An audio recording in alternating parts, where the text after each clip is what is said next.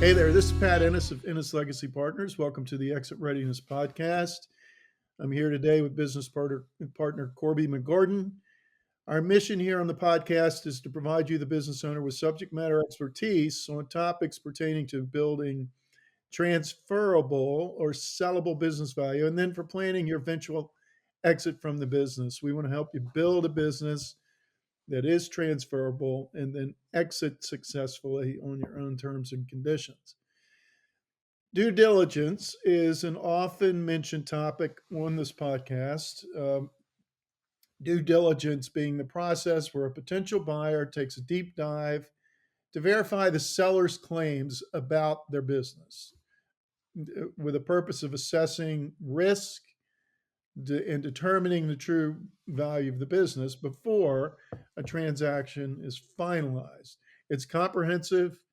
It includes examining the financial, the legal, operational aspects of the business to ensure everything uh, inside is as it appears or is being represented by the owner or owners. And most of the time on the podcast, when we're speaking to owners who are thinking of selling and what they should expect and prepare for in regard to due diligence. But today we're going to address buyers. Perhaps you're in that mode. Your growth and exit strategy actually involves acquisitions, and so in that case, you're going to be the one doing the due diligence. And perhaps this is going to be the first time you do it. Maybe you haven't bought a business before. Maybe this is the first time. And so that's what we're going to discuss today. Our topic is due diligence in M&A transactions, why first-time buyers should avoid analysis paralysis. And our guest today is our friend Mike Mercurio. He's an attorney and principal at the law firm of Offit Kurman, based here in the Washington, D.C. area. Mike's a strategic advisor and partner to entrepreneurs, closely held enterprises, family operations, on all aspects of the business, really. He has extensive experience in business formation, structure, financing, and capital, and a significant piece or portion of his practice is focused on mergers and acquisitions, advising clients from both the sell side and the buy side. He's designed and negotiated dozens and dozens of mergers and transactions representing hundreds of millions of dollars. He's repeatedly been listed as one of the best lawyers in America, and he's very well known here and highly regarded here in the Washington, D.C. and Baltimore area. Mike, as always, good to see you. Welcome to the podcast. Great to have you with us today. Thank you. Thank you. Thank you, Pat, for the nice, kind words. And thank you, Corby, as well, for hosting me. It's my pleasure, of course. Good. So, Mike, first, let's do this. Let's get started with an overview, high level overview of what a due diligence process typically involves, either in for either a buyer or a seller. What's the big categories of what's looked at, and then two, how long, from your perspective, should that take in an ideal world? Gotcha. Well, thank you again for hosting me. Diligence is an important topic. It's one, I know you talk to lots of sellers that most sellers aren't prepared for. They've never had their businesses looked at in this depth and magnitude, except maybe if they had some bank financing. Banks will look to a degree. So you referenced it in your opening remarks. Diligence typically falls into three buckets. There's legal, there's operational, and there's financial. Financial typically is the lead dog. So buyers typically ask for financial data associated with the target. And, it's generally limited to the first, a couple years back of financials and tax returns and the like. And that gives them an idea as to whether or not this business is even of any interest to the buyer. But assuming it is and they get to an LOI, now comes the real heavy lifting. Your typical buyer is going to send over a very, very significant, many page list of due diligence items that the buyer wants to see. Copies of a lot of really deep-seated items that you probably, as a seller, hadn't thought about, may think is way beyond the scope, not applicable, etc. And there's a method to the madness. A buyer wants to take a very broad brush to its inquiries, and it's going to ask things that may seem outlandish or beyond the realm of the scope, but it's intentional because when you're doing diligence, you're learning about your target. And every answer, whether it's a yes, a no, a not applicable, or what have you, gives information. And it's, again, done by design. Diligence starts in earnest at the at LOI, right after LOI, signing of an LOI. It typically continues on, so sellers should be aware that there's obligations to continue updating diligence up until closing. But in earnest, the concentrated period is usually the first 2 weeks or so. Typically, it's done, via electronic means, data room, and from the legal perspective, we're looking for documentation. So we give you the due diligence checklist. We want documentation. Financial documentation as well. That's generally done by the financial guys. Operational is coming on site, and I don't know if you want to talk about that, but diligence is very, very important. I always tell sellers that you run your business in in a not in a vacuum, but in an air of confidence, and it's not, maybe not secrecy, but now you're opening up your business, and it's diligence is your friend. You want to be open. You want to tell the other side all the good things, the bad things, and the not so good things that may be part of your business. And if they're not so good, you want to run it by your counsel first, but you got to disclose in full and completely. Excellent. Okay. Yeah. So now let's shift to, and Corb, I know you've got a question. The buyer analysis paralysis in our subject topic today. Yeah. Corb, what's the question you have? Yeah, well, you did a blog post the other day on first-time buyers in particular. Yeah. And then the analysis paralysis, and you referred to even unnecessary minutia. Mm-hmm. On that thread and unpack what you. Yeah. So M&A is complicated, and so from the sell side, most sellers, it's their first time, and it can be daunting and overwhelming and what have you. The same holds true for first-time buyers, right? So I always say on the sell side, your job is easy because, and I say that in quotes and obviously tongue in cheek, but you got to know what you're getting. You hopefully you're getting some monies, and when you're getting and how you're getting. That's number one. And you want to look over your shoulder, or know what you're looking over your shoulder for trailing liabilities. That's easy. But on the buy side, if you're a first-time buyer, you haven't been through this. Now you're trying to figure out, well, how do I evaluate this target? How do I figure out, one, what evaluation and price I should offer, what associated terms should go with it, and how do I get to know this party, this target, so that when I take on this business, one, I'm getting what I think I'm getting, and two, I'm getting it for the value I think I'm paying for. I am paying for it, and I'm not going to be hit or blindsided by some sort of liability or issue that comes up that for some reason I missed or wasn't disclosed to me. And so, like everything in life, nothing's black and white, and it's nuanced. Yeah. And M&A, to take a step back, M&A has it has timing considerations.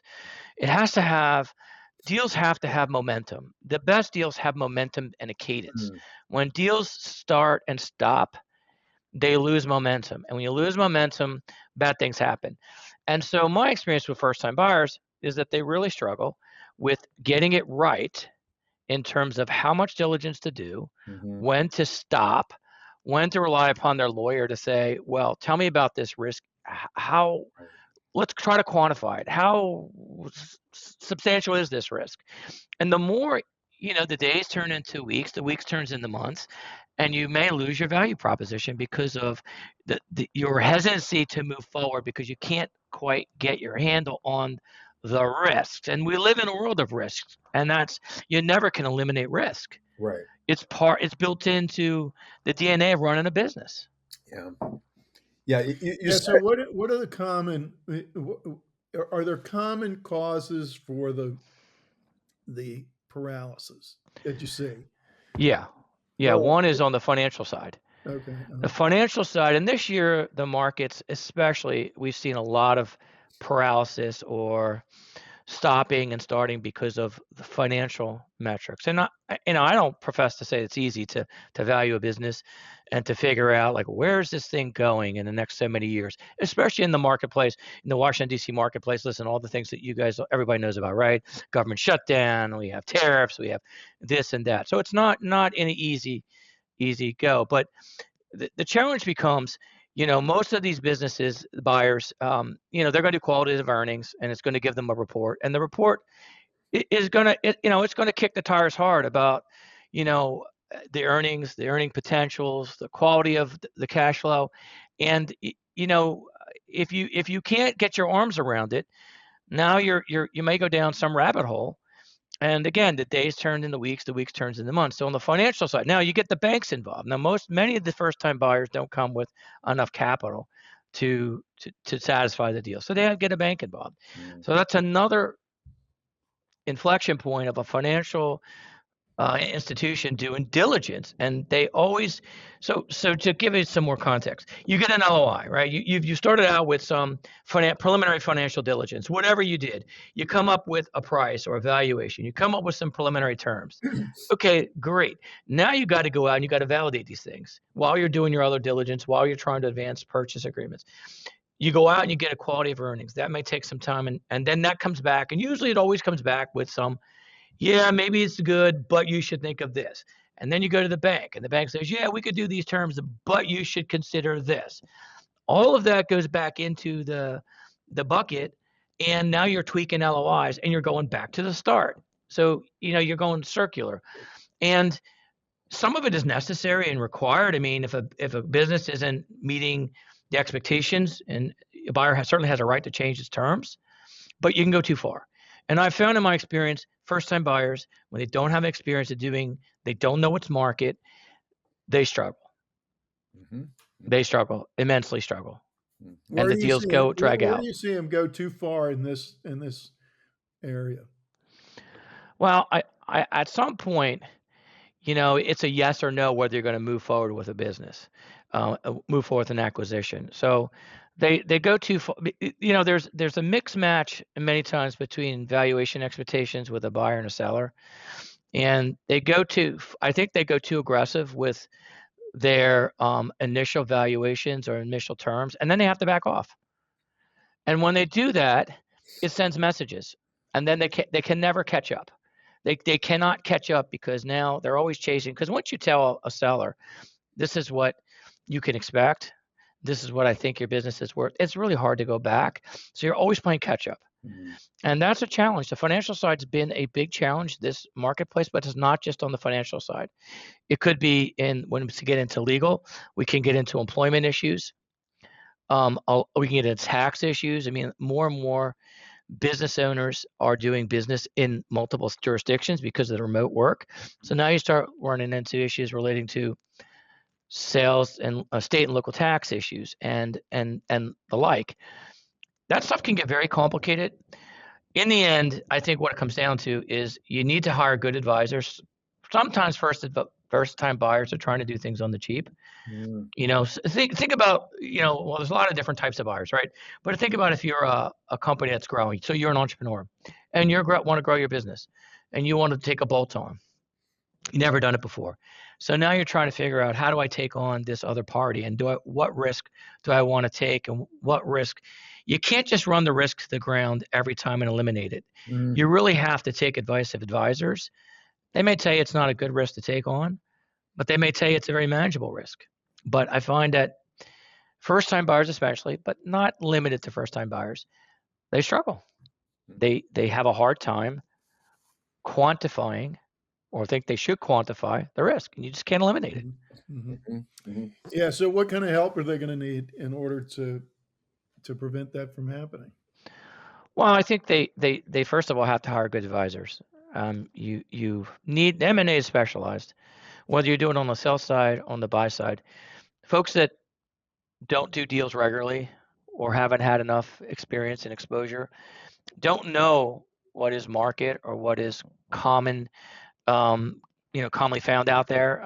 What is common in terms of things that come up and how to mitigate those things. So if you don't hire a good lawyer, two good financial people that can really not only kick the tires of the finances and get you valuations that are as solid as you can get, but then also offer terms and potential solutions as to how to bridge gaps, with earnouts and holdbacks and escrows and the like.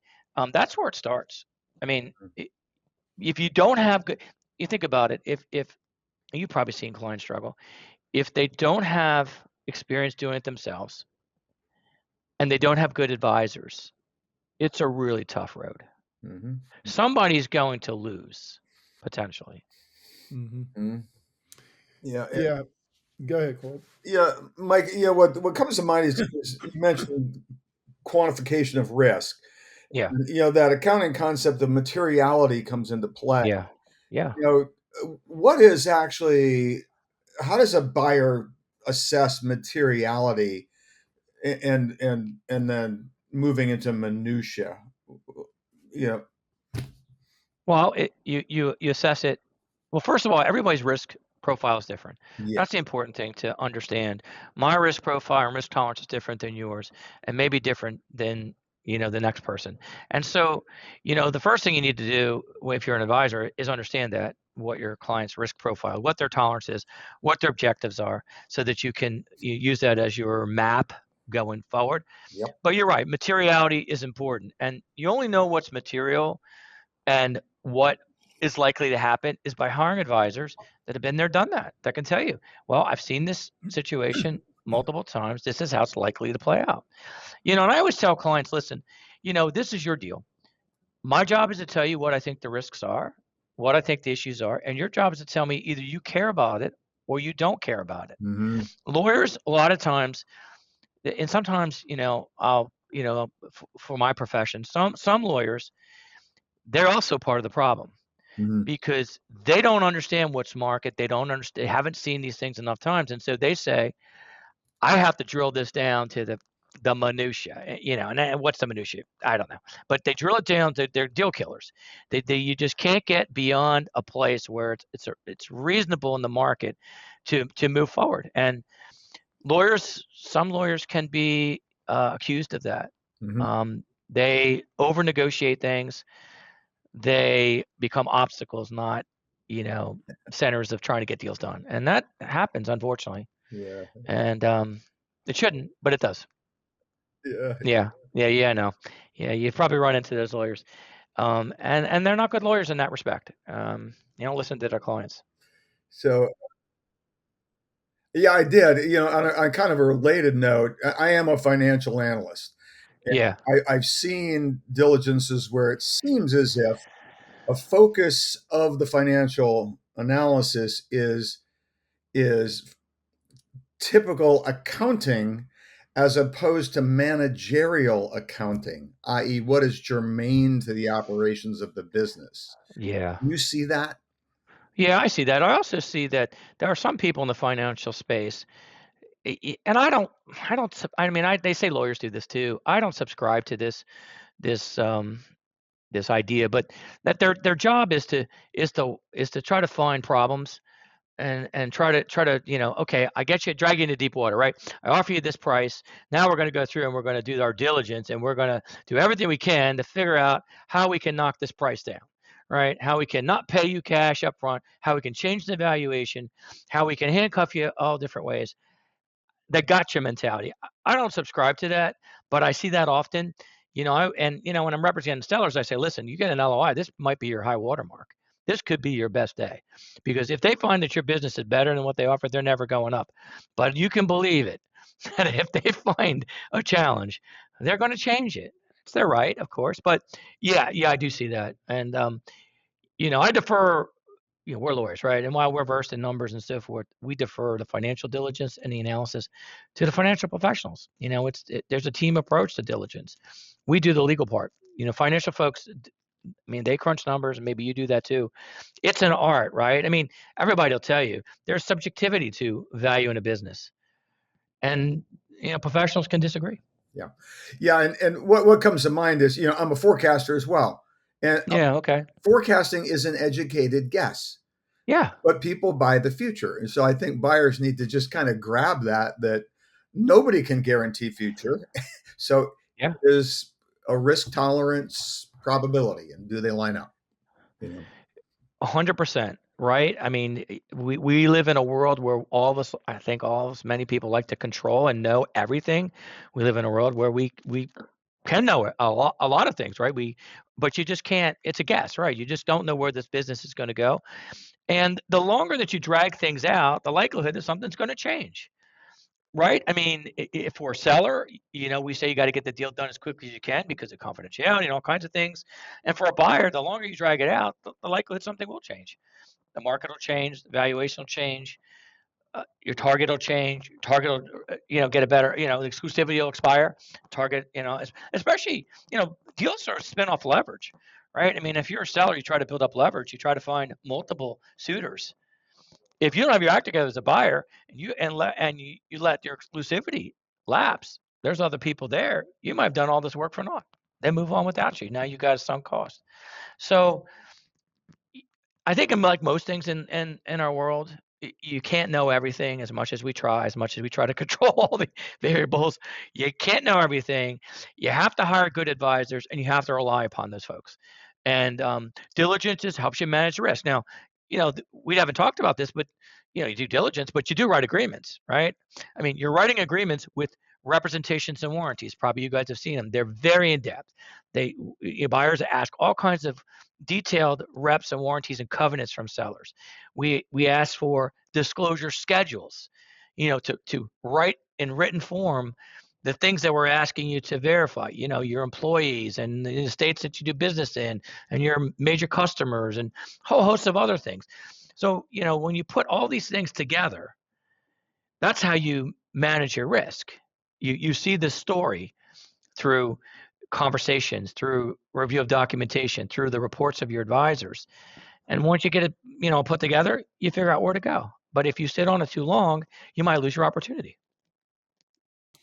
Yeah. So if you have a professional, again, you're a buyer, you're acquiring for the first time, and you have a professional on your side of the table who's helping lead through this process, and they don't have a lot of experience with deals. They're doing a lot of things. They've done a few deals, but maybe they do real estate transactions, maybe they do some wills and estates and whatever. Uh, yeah, what kind of trouble can you get into if you don't have it, particularly related to this paralysis analysis? Well, I'd say the first thing is if you don't have advisors that are qualified, there's a real risk that you might miss something and end up in a real problem with a real problem. Your advisors don't do enough diligence. So we're going the opposite direction. I'll take your question the other way for a second. If you don't have the right advisors or the people that have done this, who are subject matter experts, M&A is what it is, but I have to bring in subject matter experts, partners of mine, to review taxes, to look at benefits, to look at employment, and the like, intellectual property considerations. If you don't do those things, and I'm not saying over lawyer it, as a buyer, you might miss something. And if you miss something, it's going to be your problem.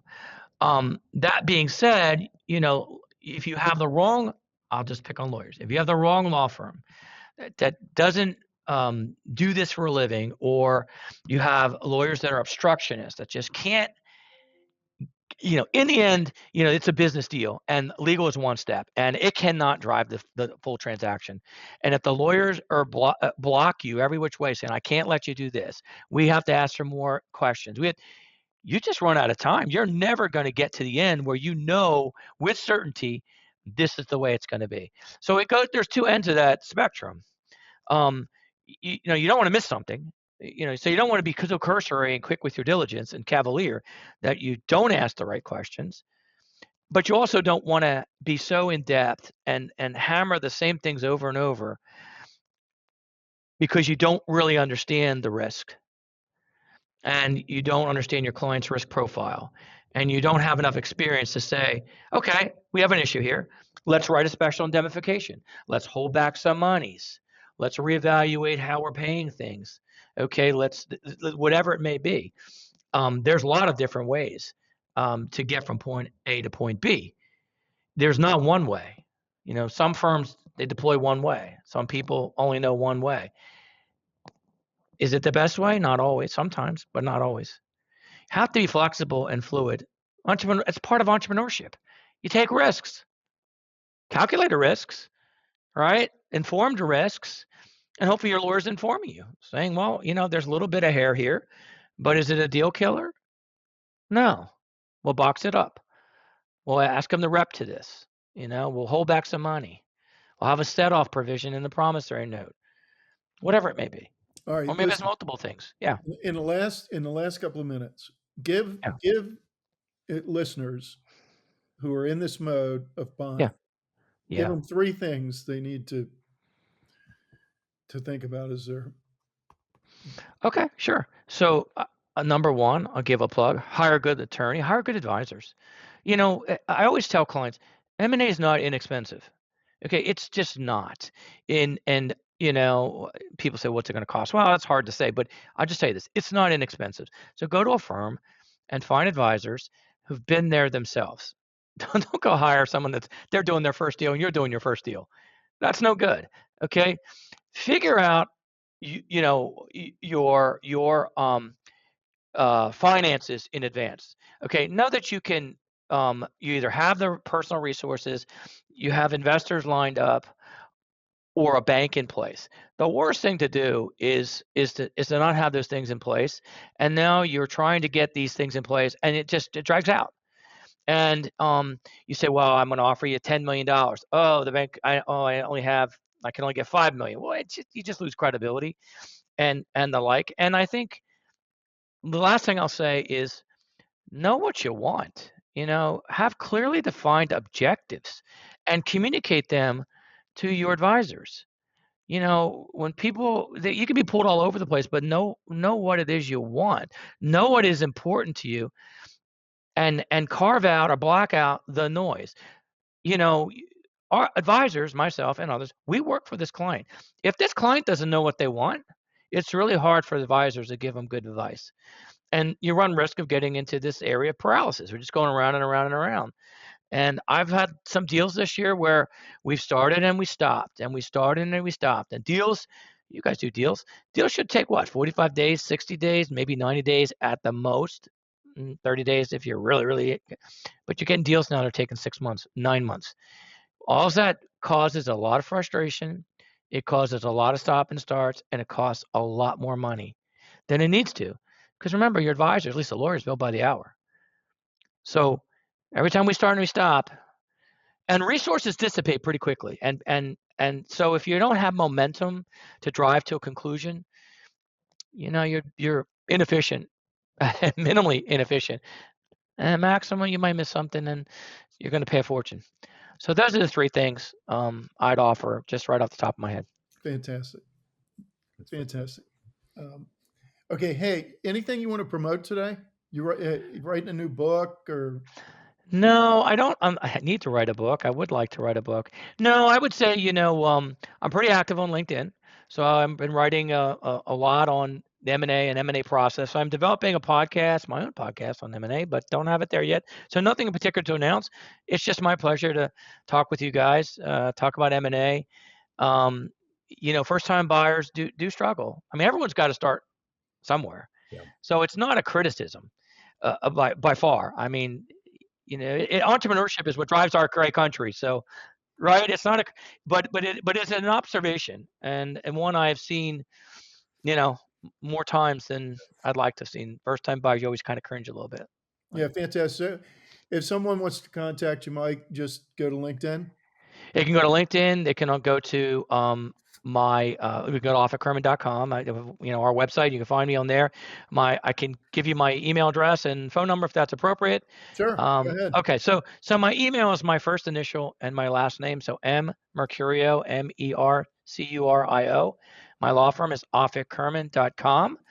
And I'll put out my cell phone. It's 410-916-3625. I do say to clients, listen, your lawyer needs to be accessible to you. Deals have timing. So I don't mind if people call me on the cell phone. Excellent. That's very good. Thank you, Mike. Hey, thank you both. I really appreciate your time and interest and great conversation. Yeah. Always a pleasure. Yeah. And listeners, if you want help in maximizing the value of your business, the transferability, the sellability of your business, or planning for that eventual exit, be it a sale to a third party where there's going to be a transaction like what we've been discussing today, or an internal transaction, an ESOP, whatever. If you don't know what you want to do in regard to an exit and you need help figuring out what you want, is what Mike just said a few minutes ago, get in touch with us. You can do that through NSLP.com or ExitReadiness.com. And thanks for listening. If you've benefited from today's episode, and I know you have, please consider liking it and sharing it on social media. And until next time on the Exit Readiness podcast, this is Pat Ennis and Corby McGordon signing off.